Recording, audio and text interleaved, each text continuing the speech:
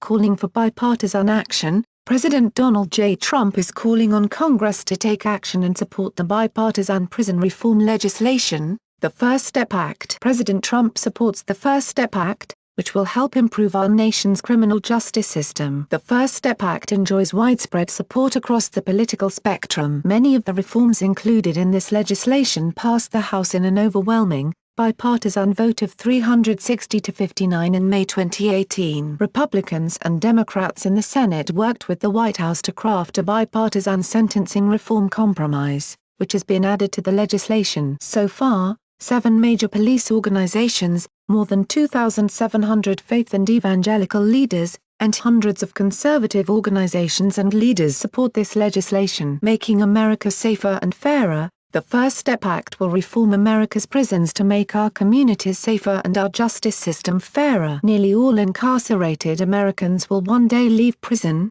and the goal of this legislation is to make sure they do not return. The First Step Act uses a targeted approach toward a specific population of federal prisoners who will eventually be released. The First Step Act will promote prisoner participation in vocational training, educational coursework, or faith-based programs, and in turn help them successfully re-enter society. Prisoners will be able to earn credits that reduce the amount of time spent in prison. As a result, prisoners will gain job skills, drug treatment, and education that prepare them to re-enter American communities as productive members of society. The legislation also seeks to place federal inmates closer to their communities in order to facilitate family visitation. This is a true first step in creating a fairer justice system by reforming mandatory minimums, which have created racially discriminatory outcomes and increased overcrowding and costs. The legislation reduces the enhanced penalties for certain non-violent repeat drug offenders and eliminates the 3-strike mandatory life provision. Certain non-violent offenders will be able to petition courts for a review of their sentence,